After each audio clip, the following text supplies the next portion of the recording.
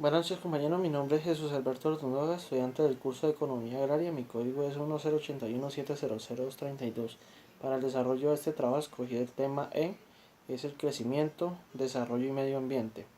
Conceptos camino hacia el desarrollo, consenso de Washington, intervención estatal, crecimiento y medio ambiente.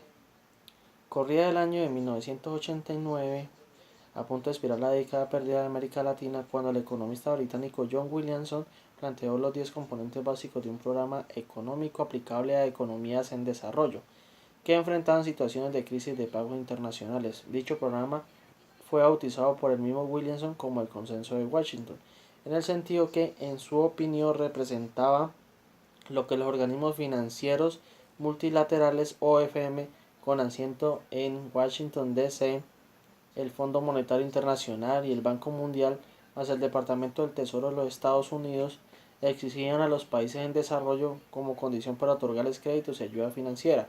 Aunque el programa estaba pensado para todos los países del mundo que circulaban en la esfera de acción de esos OFM, el caso de América Latina era muy cercano y rico en experiencias fallidas en cuanto a crecimiento económico, inflación, manejo de las políticas macroeconómicas, rol del Estado e integración de la economía mundial. Por tanto, no resultó extraño que fuera en esta región donde el debate sobre el programa resultara más intenso y donde, en vista de los desastrosos resultados económicos y sociales de la década perdida de los 80, fueran más exigentes los créditos y ayuda de los OFM con la condicionalidad descrita en el Consenso de Washington, sea obligados por alguna crisis o por convicción. Lo cierto es que durante la década posterior a los 90, la mayoría de los países en América Latina aplicó, con distintos grados de intensidad, varias de esas prescripciones.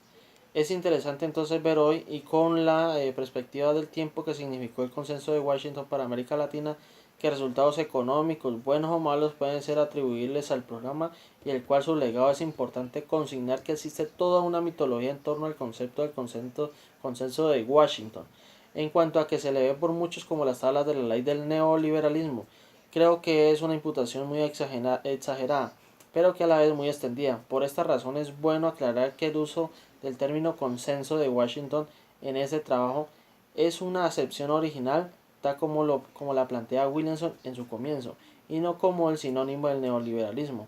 Esto no es una disculpa, sino simplemente una aclaración para que el lector no haga una lectura equivocada del título. 37 años después de que John Williamson definiera el término, las economías de América Latina descansan hoy mayormente en los pilares establecidos en el Consenso de Washington. Ese artículo describe el contexto en el que dicho programa económico de estabilización y reforma fue implementado en diversos países de la región, extrae conclusiones en cuanto a que funcionara, que no ha funcionado y cuáles son los desafíos hacia el futuro, en qué consistía el consenso de Washington. A partir de su interpretación de las condicionalidades impuestas por los OFM en sus créditos y ayudas durante la década de los 80, particularmente en América Latina, Williamson definió 10 recomendaciones de política económica. Primero, disciplina fiscal en cuanto a reducir y evitar grandes déficits en las cuentas públicas. Segundo, focalización del gasto público en subsidios dirigidos a los más pobres, incluidos aquellos destinados a salud primaria, a la educación escolar y en infraestructura, destacando subsidios universales. Tercero, ampliación de la base tributaria, aplicación de un impuesto al valor agregado y reducción de las tasas marginales del impuesto de la renta. Cuarto, tipos de cambio competitivo. 5. Apertura al comercio internacional con particular énfasis en eliminación de las restricciones no arancelarias a las importaciones, cuotas, depósitos previos, tipos de cambio múltiples y en la aplicación de aranceles bajos y parejos. Apertura a la inversión extranjera directa, privatización de empresas públicas, de regularización de mercados, fomentando la libre competición con especies, cuidando en no desechar regulaciones prudenciales a los mercados financieros, y otra a favor de la protección del medio ambiente. Liberalización de las tasas de interés, fortalecimiento y 10. Fortalecimiento de los derechos de propiedad, certeza jurídica. Tras la decaída del socialismo real, se ha reforzado la idea de que el consenso es importante a la hora de implementar políticas económicas, y se ha intentado formular este consenso para que él convierta en el paradigma económico del post-socialismo. El consenso de Washington, formulado y bautizado por John Williamson, quería constituir este paradigma. Hemos presentado las principales coordenadas de este consenso y hemos puesto en cuestión suficiente de su contenido y su método de formulación. Finalmente, hemos contrastado las políticas propuestas por el Consenso de Washington por el comportamiento de las economías durante los años 90 y poniendo especial atención en la economía del desarrollo. La lección de nuestro recorrido nos parece ser la siguiente. En primer lugar, a pesar de las diferencias del contenido y el método consenso, puede existir un acuerdo en determinadas medidas de política económica a la hora de fomentar un marco macroeconómico estable para el funcionamiento y desarrollo de las economías.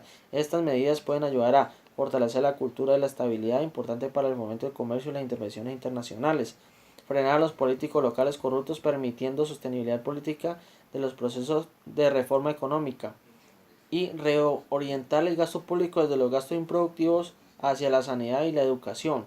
En segundo lugar, sin embargo, ponemos de relieve algunos problemas teóricos derivados del intento del concreto de Williamson de llegar a este acuerdo deseable. Estos problemas empiezan por la falta de precisión del término Washington como conjunto de instituciones que apoyan el consenso, la dudosa imparcialidad de estas instituciones y la falta de crecimiento sobre las medidas concretas en las que existe acuerdo. Exclusiones de temas importantes. Los problemas del consenso de Washington. Quedó prácticamente excluido el tema de la equidad. Esta exclusión es grave porque uno de los lugares en donde más se aplican las políticas de ajuste derivadas del consenso e implementación por el FMI es en América Latina.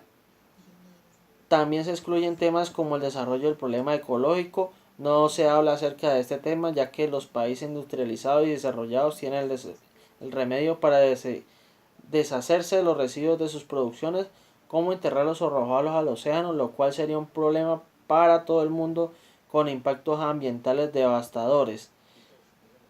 Victoria del capitalismo. Las propuestas son más bien liberalizadoras. Se habla muy poco de la necesidad gubernamental de luchar para que se mantengan condiciones auténticas y competencia en los momentos de mercado.